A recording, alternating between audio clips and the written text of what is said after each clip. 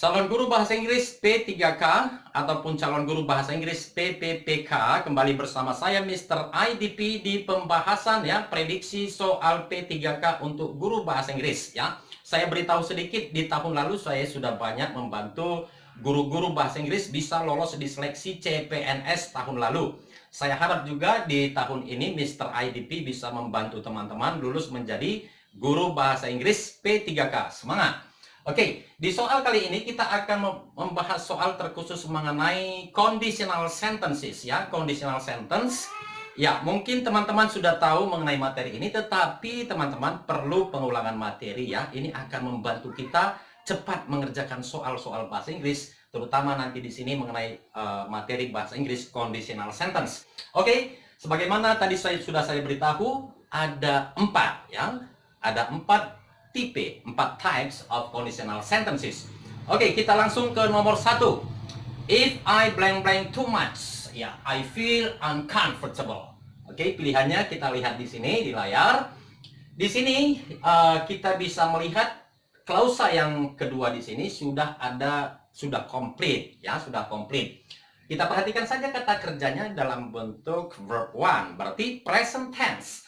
Oke, maka bisa kita pastikan if clause-nya juga present tense. Itu adalah conditional sentence type 0. Oke, jadi sudah bisa kita lihat jawabannya adalah tidak lain dan tidak bukan. The answer is D, eat. If I eat too much, I feel uncomfortable. Jika saya makan terlalu banyak, saya merasa tidak nyaman. Jadi conditional sentence type 0 digunakan untuk menyatakan kebiasaan ataupun kebenaran. Di sini kita langsung tulis formulanya. If clause-nya itu dalam bentuk present tense dan juga main clause-nya dalam bentuk present tense. Sangat gampang sekali teman-teman ya. Kita lanjut soal nomor 2. If you call me, I blank blank happy. Oke? If clause-nya sudah ada dalam bentuk present tense, maka di sini karena tidak ada pilihan dalam bentuk present tense yang lain, yang ada dalam bentuk future ataupun past future. Oke? Oleh karena itulah di sini sudah dalam bentuk present tense, maka sini present tense, maka main clause-nya bisa kita pastikan dalam bentuk present future. Oke? Maka di sini bisa kita eliminasi pilihan B ya, salah, dan juga B karena dia pakai would. Alright, so antara will and will be, yang manakah yang benar? Tentu jawabannya adalah C karena happy adalah adjective. Ya, jadi formulanya kembali di sini if clause-nya dalam bentuk present tense, maka sini main clause-nya dalam bentuk present future. Ya, gampang teman-teman ya.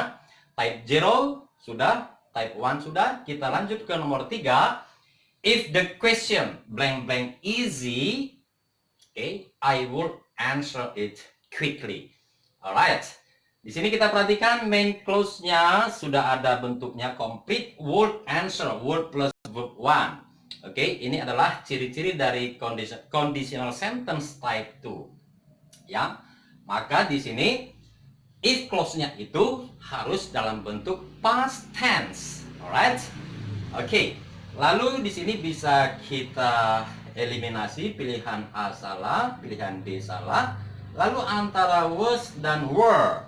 Kita perhatikan di sini subjeknya dalam bentuk singular. Apakah kita memakai was? Ya, ini adalah pengecualian teman-teman ya. Conditional sentence type 2 jika walaupun subjeknya singular, kita tetap memakai were ya. If the question were easy, ya, itu dia. Jadi conditional sentence type 2 kita pakai untuk menyatakan sesuatu yang akan dilakukan ataupun tidak dilakukan ya, tetapi dia bertentangan. Oke. Dan ini the fact-nya atau kenyataan terbalik ya, atau berlawanan dengan pernyataan. Jika di sini dikatakan if the question were easy, ya ini pengandaian karena faktanya the question is not easy. Faktanya dalam bentuk present tense, kalimatnya dalam bentuk past tense, tetapi faktanya dalam bentuk present tense. Oke, jadi di sini bisa kita tuliskan if clause-nya dalam bentuk past tense. Oke, teman-teman ya, atau simple past tense. Di sini dalam bentuk past future. Ya, itu dia.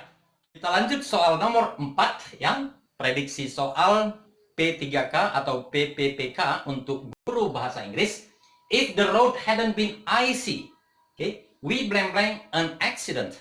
Oke, kita lihat di sini if clause-nya sudah komplit dalam bentuk ya, di sini langsung kita tuliskan if clause-nya dalam bentuk past